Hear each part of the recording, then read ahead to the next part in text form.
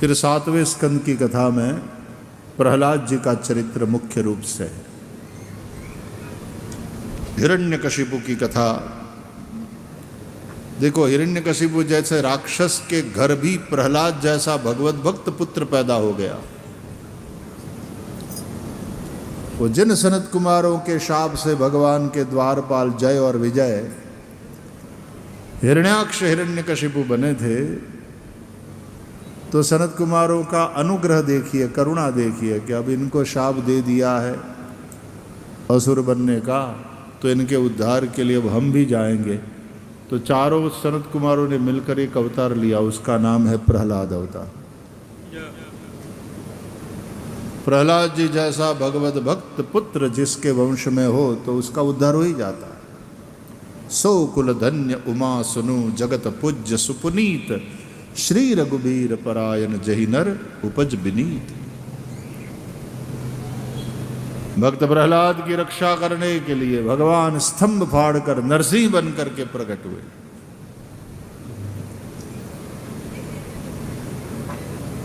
हिरण्यकशिपु का उद्धार किया। खंभे से नरसिंह का प्रकट होना यह भगवान की सर्वव्यापकता का द्योतक है। Is everywhere and all the time. वो काल स्वरूप है and you can not kill him. काल के गाल में सब समा जाते हैं, काल स्वरूप परमात्मा को कौन मार सकता है?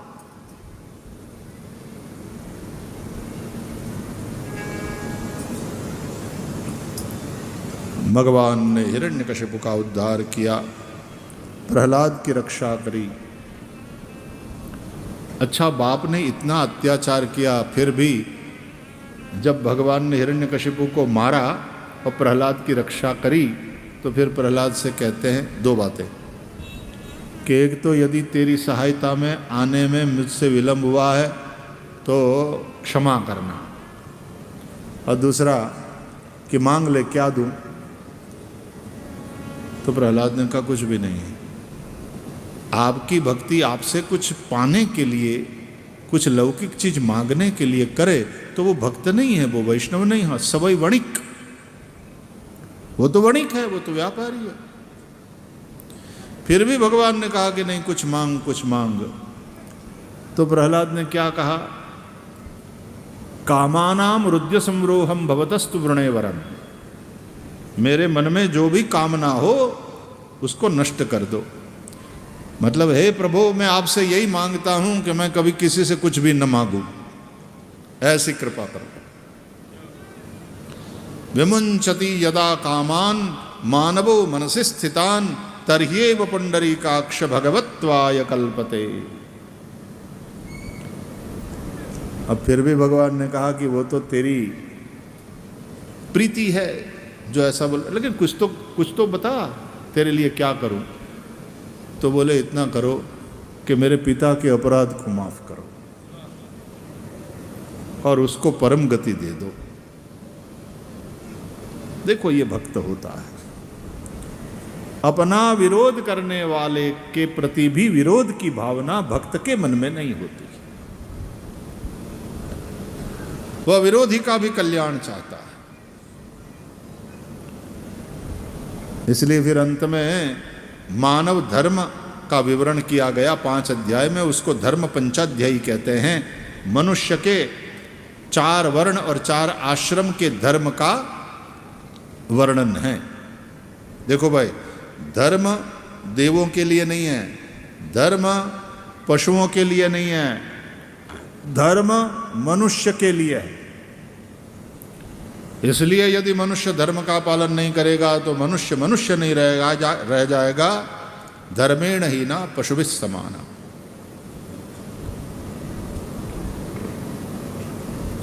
आठवां स्कंद मनवंतर लीला। हमारे यहाँ जो काल की गणना है उसमें एक कल्प को ब्रह्मा का एक दिवस माना गया और एक कल्प को ब्रह्मा की रात्रि।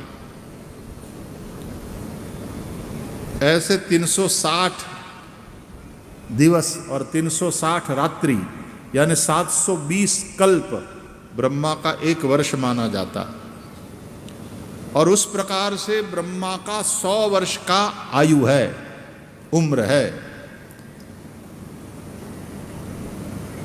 और ब्रह्मा जी की वो 100 वर्ष की आयु भगवान के नेत्र का एक निमेष मात्र है, पलक झपकते ही पूरा हो जाता है।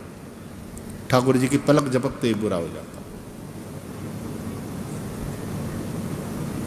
लेकिन उस एक कल्प में तो 14 मनवंतर हो जाते हैं भैया,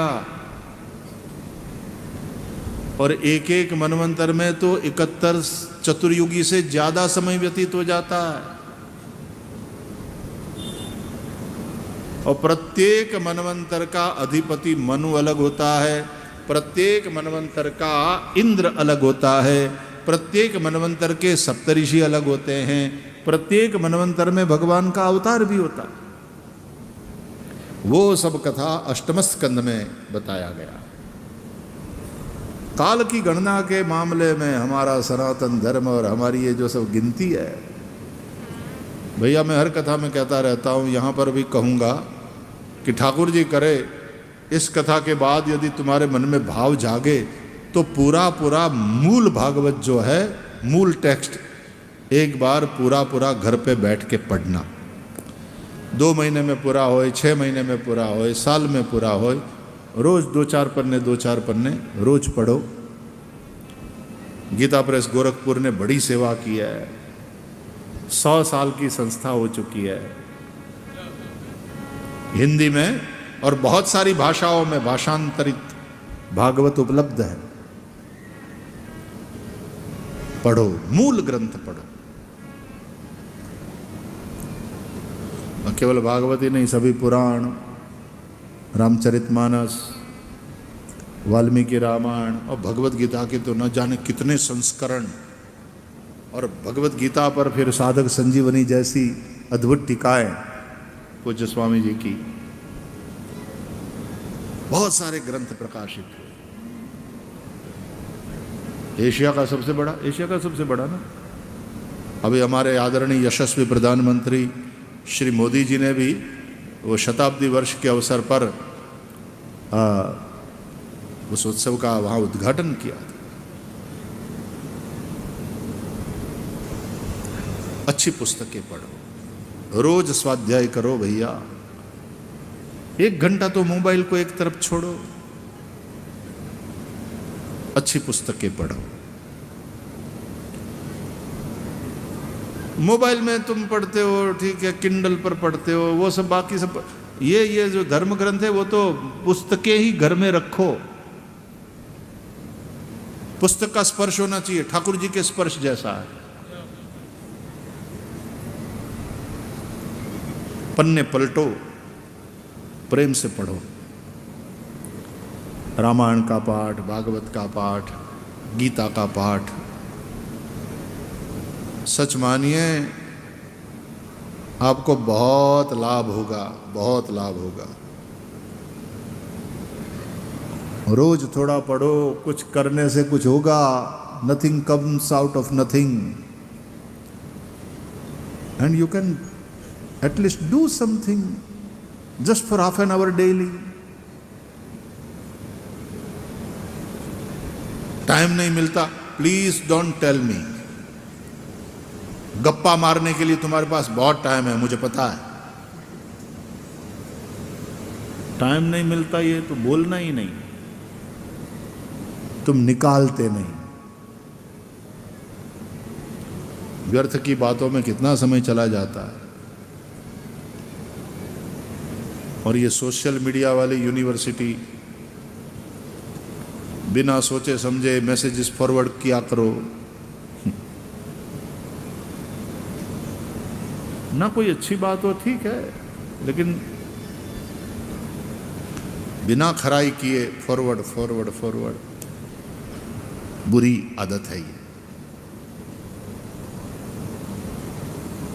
तो किसी जमाने में निकला था वो संतोषी माता का या दूसरे देवता का, भाई ऐसे 9 खत लिखो आप भी, तो फला फला ने 9 खत लिखे इसी तरह से, तो उसको संतोषी माँ ने दर्शन दिए, उसका काम बन गया, उसके बच्चे की नौकरी लग गई, उसकी बेटी की शादी हो गई वगैरह, और एक ने इग्नोर किया, बड़ा घाटा हुआ। तो हर लोग फिर 9 पोस्ट कार्ड ला करके एक पुरुषोत्तम कांकाणी को,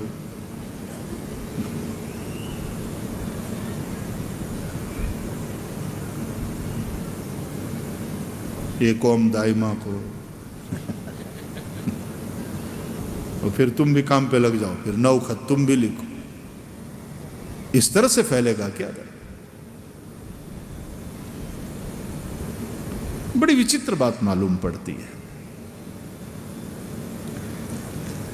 सपरे मरिस्मरण करके लिखो, कोई बात नहीं, लिखो कि इन दिनों में भागवत पढ़ रहा हूं। आप कौन सी पुस्तक पढ़ रहे हो? आपका कौन सा स्वाध्याय चल रहा है? अत्र सर्वम कुशलम तत्रास्तु। इस तरह के खत लिखो। खत लिखना भी गया, लिखना ही है तो इस प्रकार का लिखो। आपस में वो चर्चा करो कि मेरा तो इस पुस्तक का स्वाध्याय चल रहा है, आपका स्वाध्याय क्या चल रहा है, कौन सी पुस्तक पढ़ रहे हो इन दिनों? ठाकुर जी यदि आपको प्रेरणा दे तो पूरा भागवत, मूल भागवत घर पे पूरी पूरी पढ़ना। 2 महीने में, 4 महीने में, 6 महीने में, जब भी पूरी होए, कोई चिंता नहीं। और पूरी भागवत पढ़ करके फिर कथा जब सुनने आओगे, बिलीव मी, इतना ज्यादा मजा आएगा, इतना मजा आएगा, इतना आनंद आएगा कि वो ये चर्चा यहां से चल रही थी, हमने पढ़ा, बहुत आनंद आएगा। श्रीमद् भागवत दिव्य ग्रंथ है, भगवान का ही वांग्मय स्वरूप। श्रीमद् भागवताख्योयम प्रत्यक्षः कृष्ण एव ही, ये श्री कृष्ण का ही वांग्मय स्वरूप भगवान वेद व्यास कहते हैं। तुम कृष्ण को मानो और कृष्ण की वांग्मयी मूर्ति को न मानो तो कैसा लगता?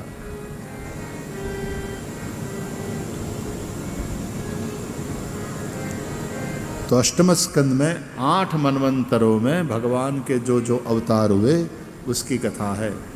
नर नारायण भगवान का अवतार, और फिर हरि अवतार चौथे तामस मनवंतर में जिन्होंने गजेंद्र का उद्धार किया। अजित भगवान का प्रागट्य, देवों दानवों को मिला करके समुद्र मंथन कराया। तब कूर्म अवतार, और फिर धन्वंतरी अवतार, मोहिनी अवतार, ये सब समुद्र मंथन के समय में हुए अवतार हैं। आशा थी अमृत की, निकला कालकुट विष समुद्र मंथन से। तो भोले बाबा फिर से आ गए कृपा बरसाने, विष को कंठ में धारण किया। जो विरूपाक्ष है वही नीलकंठ बन बैठे, कंठ में धारण किया विष को।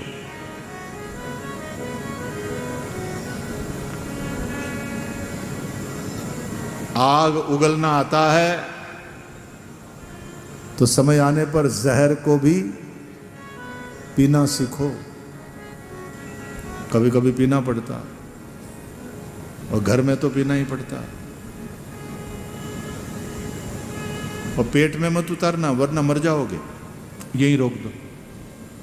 और तुम उगलना मत, नहीं तो मार डालोगे किसी को, यही रखो।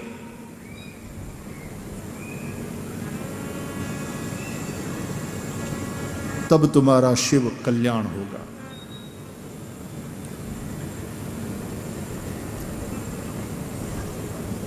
बलि राजा का चरित्र है।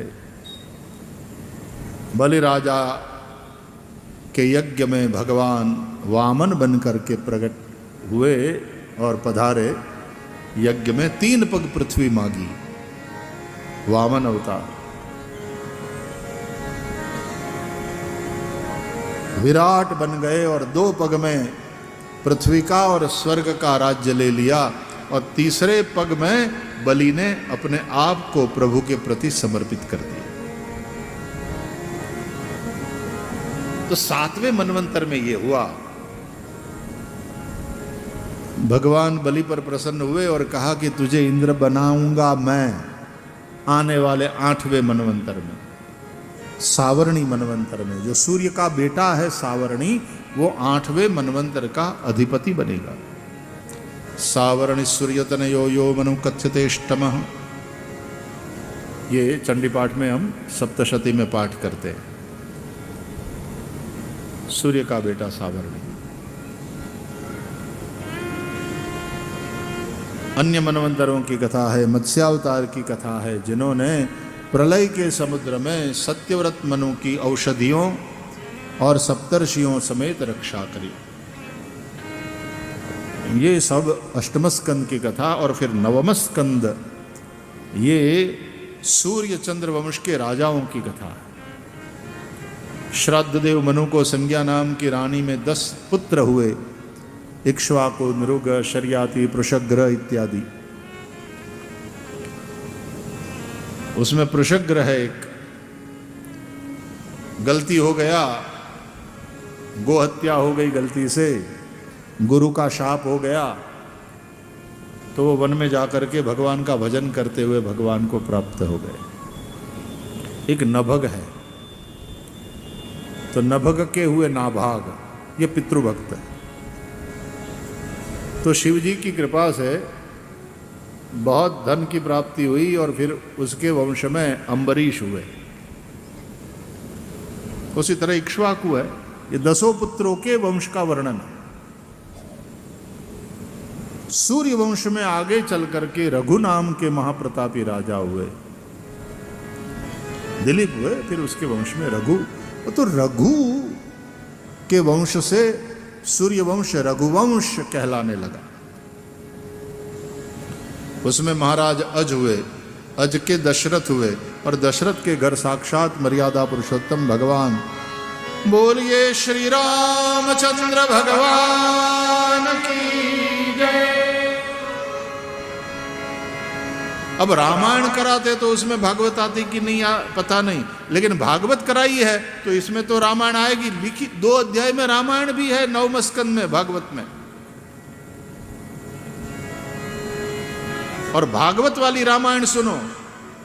गुरुवर्थे त्यक्त राज्यो व्यचर धनुवनम पद्म पदभ्याम प्रियायाः पाणिस्पर्शा क्षमाभ्याम रुजित पथ रुजो यो हरेन्द्रानुजाभ्याम वैरूप्याच्चुर्पणख्याः प्रिय विरहरुषारोपित भ्रू विजृम्भः त्रस्ताब्धिर्बद्ध सेतुः खलदव दहनः कोसलेन्द्रोवतान्नः। व्यास रचित रामायण, वाल्मीकि रचित, तुलसीदास जी रचित, कृत्तिवास रचित, कंबन रचित, बहुत सी रामायण है।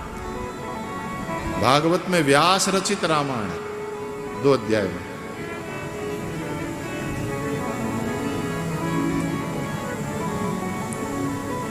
हम साथ साथ रामचरित्र को भी लिए चल रहे हैं और लीला करते करते प्रभु जो यहां पधारे,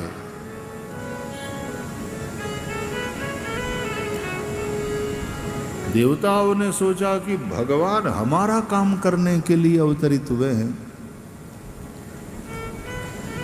प्रार्थना करने गए थे ना ब्रह्मादि देवता, साथ में शिव जी और गोरूप धारिणी पृथ्वी। पृथ्वी पर भार बढ़ गया है, तो भगवान जब पधारे हैं तो हम फिर स्वर्ग में बैठे और सोमरस का पान करते और अप्सराओं का डांस देखते रहें, ये ठीक नहीं है। हमें भी जाना चाहिए। भगवान उनकी मदद करते हैं जो खुद स्वयं की मदद करते हैं। तो वानर इत्यादि का रूप लेकर के देवता प्रकट हो गए, यहां प्रकट हो गए। यहां के वानर भी देव रूप है। हमने देख लिया तो हमने चश्मा उतरना था, बोले नहीं नहीं यहां कोई चिंता नहीं, वो तो वृंदावन में वृंदावन के वानर हमारे कन्हैया लाल के सब तो ऐसे छीन के ले जाते हैं चश्मे, फिर बहुत कुछ देना पड़ता है। यहाँ वानर, ये सेवा करने वाले वानर हैं। तो सब देवता वानर रीछ का रूप लेकर आए। अब रीछ हो वानर हो तो केवल यही वानरों की बात नहीं है तो वो मनुष्य ही। लेकिन जंगलों में उस जमाने में सब जाति के लोग अपने आप को अलग अलग किसी न किसी से जोड़ करके अपनी एक पहचान बनाते थे कि ये वानर कम्युनिटी है, ये रीछ कम्युनिटी है। जैसे आज भी नहीं नागा लोग, नाग कम्युनिटी, तो ये नाग थोड़ी है, तो मनुष्य ही है लेकिन नागा।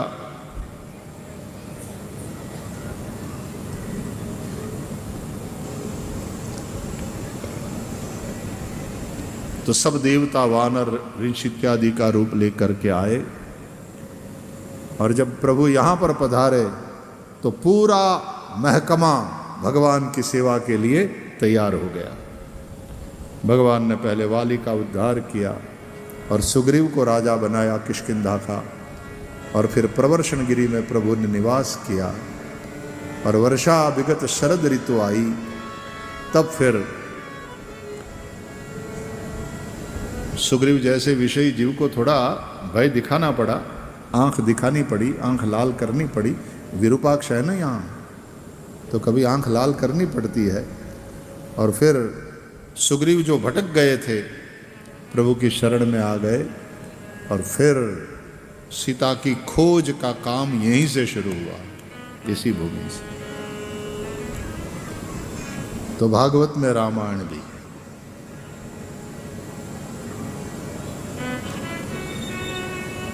वैरूप्याच्छुर्पणख्याः प्रिय विरह रुषारोपित भ्रु विजृंभः त्रस्ताब्धि, फिर बद्ध सेतु, फिर खल दव दहन। समुद्र पर सेतु बांधा,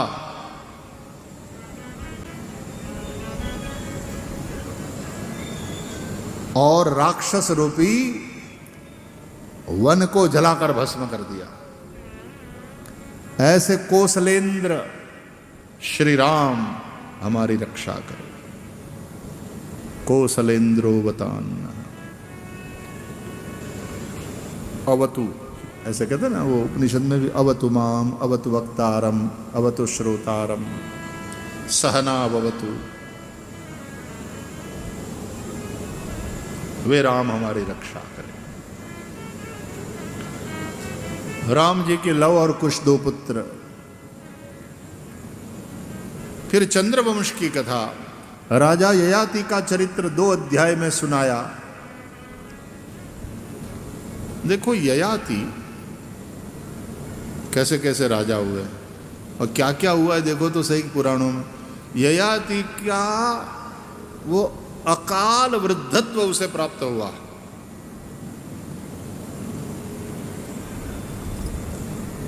तो फिर अपने बेटे से उसकी जवानी लेकर, तो बाप हो गया जवान, वो बेटा हो गया बूढ़ा।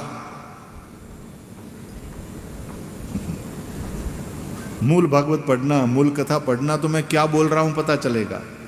समय अभाव के कारण कथा तो नहीं सुना पा रहा हूं। राजा ययाति के 2 पत्नी थी। एक दैत्यराज वृषपर्वा की बेटी शर्मिष्ठा और दूसरे दैत्य गुरु शुक्राचार्य की पुत्री देवयानी। तो शर्मिष्ठा तो देवयानी के साथ दासी बनकर आई थी। क्यों? राजा की पुत्री और गुरु पुत्री की दासी बनकर, क्यों? मूल भागवत पढ़ना।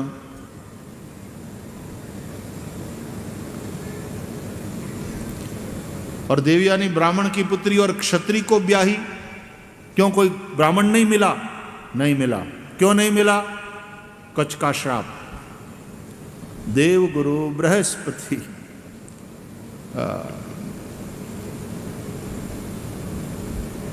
का बेटा कच्छ,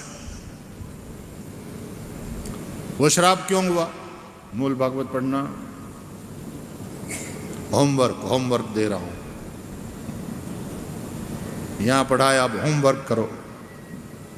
हमारे एक गुरुजी थे, टीचर जी थे, तो जो आगे वाली बात होती थी तो कहते हैं कल ये पढ़ाएंगे, इसके ऊपर चर्चा करेंगे, बच्चों घर से ये वाला पाठ पढ़ करके आना।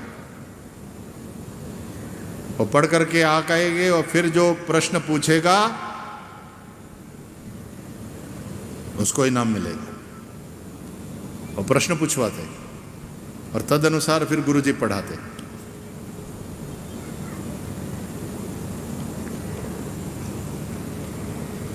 तो देवयानी को भी कच का शाप था, तो कोई ब्राह्मण ग्रहण नहीं कर सकता था, तो क्षत्रिय राजा ययाति ने देवयानी को ग्रहण किया। तो देवयानी से 2 पुत्र हुए, यदु और तुर्वसु। और राजपुत्री दैत्यराज वृषपर्वा की बेटी शर्मिष्ठा देवयानी के साथ दासी बनकर आई। आना पड़ा, क्यों? मूल भागवत पढ़ना।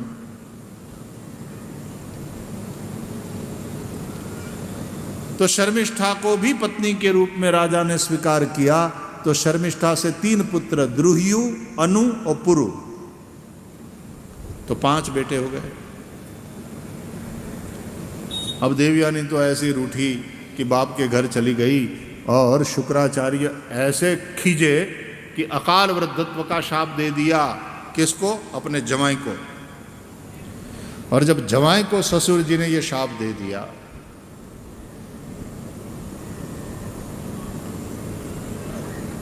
कि ससुर जवाई की लड़ाई की बहुत कथाएं पुराणों में मिल जाएगी, आगू से चली आ रही है।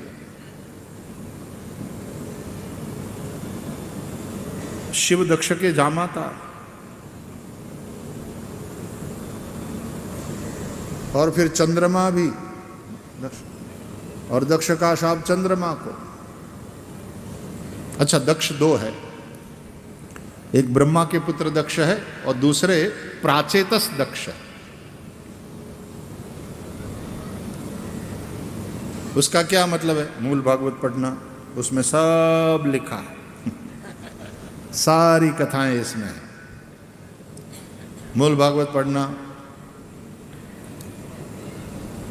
सो तो नहीं गए हो, अभी कृष्ण का प्रागट्य होने वाले। मूल भागवत पढ़ना। कितने लोग पढ़ोगे? हाथ उठाओ, बताओ कि हम पढ़ेंगे पूरी भागवत। ठीक से हाथ उठाओ ताकि मुझे पता चले। वाह वाह वाह वाह वाह। कुछ लोग तो है, यही दक्षिणा होगी हमारी। यहाँ तक आकर के यहाँ कवर धरने की आवश्यकता नहीं है। ये हाथ उठा करके जो प्रतिज्ञा कर लो, संकल्प कर लो कि हम पूरी भागवत पढ़ेंगे, यही दक्षिणा है। इस पर चिंतन करना, इस पर मनन करना। बाकी वाली सेवा तो हम पुरुषोत्तम जी से करा लेंगे, हमको तो चाहिए नहीं।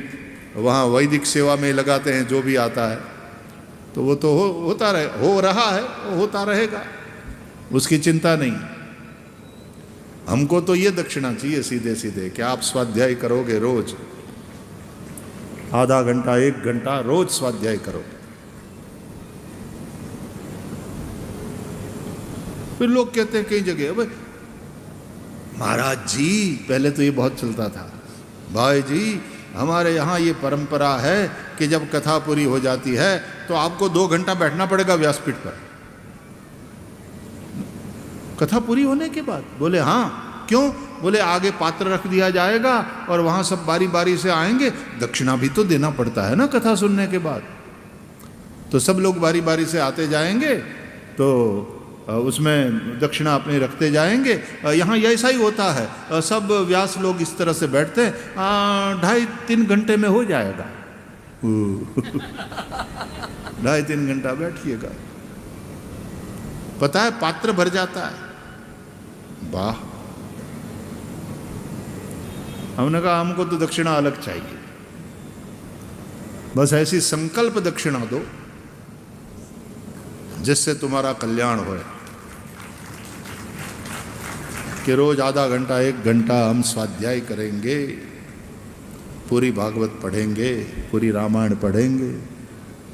कई लोग हैं सनातन धर्म के हैं, मंदिर जाते हैं, समय कहते हैं हमने पूरी भागवत पढ़ी नहीं, कहीं कहते हैं हमने तो एक कथा भी पूरी नहीं सुनी। और क्या कर सकते हैं? भगवान से प्रार्थना ही कर सकते हैं कि ठाकुर जी कुछ ऐसा बनाए कि तुमको पूरा पूरा पढ़ने का सुमति सुझे और पूरा पूरा सुनने का अवसर मिले। तो ससुर जी ने तो शाप दे दिया जामाता को, अकाल वृद्धत्व का। तो ये हो गया बूढ़ा।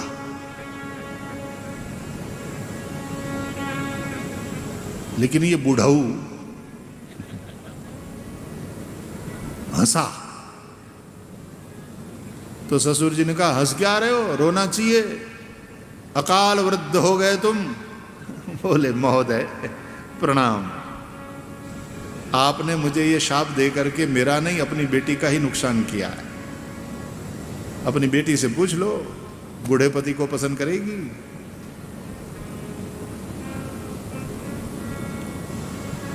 तो देखते ही देवयानी ने रोना धोना शुरू किया, पापा आपने ये क्या किया। अब तो ससुर जी बोले, तुम्हारे बेटों में से जो बेटा तुम्हारे साथ अपनी जवानी बदल ले, उसके साथ तुम बुढ़ापा बदल लो। तो पुरु ने, देखो यदु को बड़े हैं ना, उससे पूछा, बेटा यदु। बोले, जी पिताजी। पिता की सेवा करना चाहिए, पिता की इच्छा को पूरा करना चाहिए। बोले, कहिए पिताजी। बोले, बेटा मेरा बुढ़ापा तू ले ले और अपनी जवानी मुझे दे दे। अभी भोग भोगने से मेरा मन तृप्त नहीं हुआ, तो तू अपनी जवानी मुझे दे दे और मेरा बुढ़ापा तू ले ले। यदु ने बहुत विनम्रता के साथ कहा कि ये मैं नहीं कर सकता, ये अधर्म होगा। मेरी जवानी लेकर के आप मेरी माता में भोग भोगेंगे, ये अधर्म होगा। बोले, तू बड़ा है, राजगादी का उत्तराधिकारी हो सकता है, लेकिन यदि तूने मेरी बात नहीं मानी तो राज्य अधिकार से तुझे वंचित कर दूंगा। जैसी आपकी मर्जी, लेकिन मैं अधर्म नहीं करूंगा। इसलिए यदु को धर्मशील कहा। यदोश्च धर्मशीलस्य नितराम मुनि सत्तम। दशम स्कंद के प्रारंभ में राजा परीक्षित ने यह कहा, यदु धर्मशील है। धर्म के लिए जिन्होंने राज्य सत्ता को भी ठुकराया, हम लोग अर्थ के लिए धर्म को छोड़ने को तैयार हो जाते हैं, और राजा यदु वो महापुरुष है जिन्होंने धर्म के लिए अर्थ को, सत्ता को, संपत्ति को ठुकराया।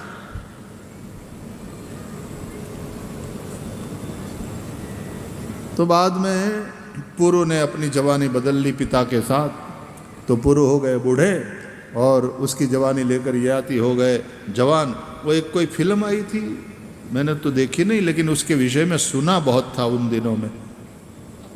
पा है ना, केवल पा, हाँ, कि बाप जवान और बेटा बूढ़ा।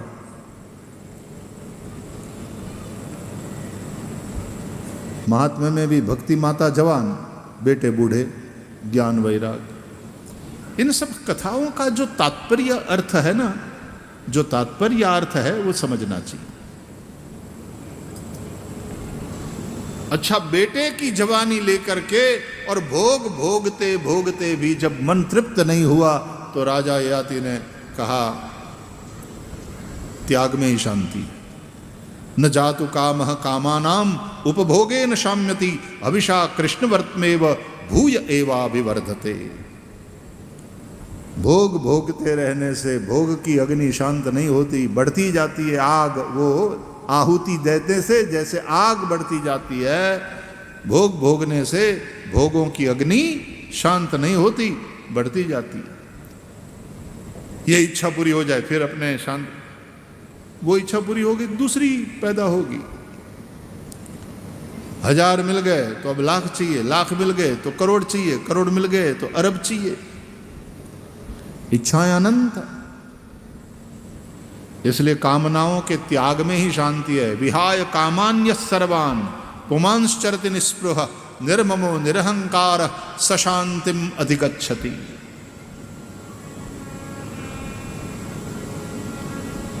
तो ऐसे जो धर्मशील यदु हैं, उन यदु के वंश में जो हुए वो यादव कहलाए। और उस यदु के वंश में आगे चल के शूरसेन हुए, शूरसेन के वसुदेव हुए, वसुदेव की विवाह देवक की पुत्री देवकी के साथ हुआ, देवकी से 8 पुत्र और 1 पुत्री हुए जिसका नाम सुभद्रा, और 8वें पुत्र के रूप में साक्षात श्री कृष्ण परमात्मा का प्रागट्य हुआ। इस तरह से भगवान के प्रागट्य की बात सुनाकर और संक्षेप में थोड़ा कृष्ण लीला का गायन करके 9वें स्कंद को विराम दिया, तो 10वें स्कंद के प्रारंभ में राजा परीक्षित बोल पड़े, नहीं अब समास नहीं, अब पुनः व्यास। भगवान मेरी प्रार्थना, अब विस्तार से मैं सुनना चाहता हूं। अब तो मेरे इष्टदेव भगवान श्री कृष्ण की कथा आई, भगवान के प्रागट्य की कथा, भगवान की व्रज लीला, भगवान की मथुरा लीला, भगवान की द्वारका लीला मैं विस्तार से सुनना चाहता हूं। हे सुखदेव जी महाराज, मुझे ये बताइए कि दाऊ जी महाराज तो रोहिणी जी के उदर से प्रकट हुए थे, तो देवकी के 7वें पुत्र क्यों माने जाते हैं? भगवान, हमको तो ये लगता है कि ये भगवान की जो कथा है ना, वो भवरोग को मिटाने वाली औषधि है, कड़वी नहीं मीठी है, मुंह से नहीं कान से पीने की दवाई है ये।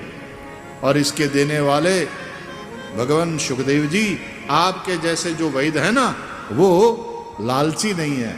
निवृत्त तर्षैरुपगीयमानात् भवौषधात् श्रोत्र मनोभिरामात् कौत्तम श्लोक गुणानुवादात् पुमान् विरज्येत विना पशुघ्नात्। ऐसी इस दिव्य कथा को सुनकर के कौन गाएगा?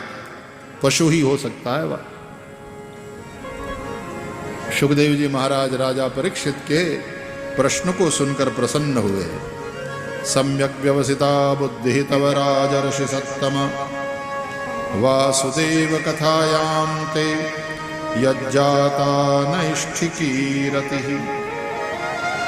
वासुदेव कथा प्रश्नः पुरुषान् स्त्रीन् पुनातिः।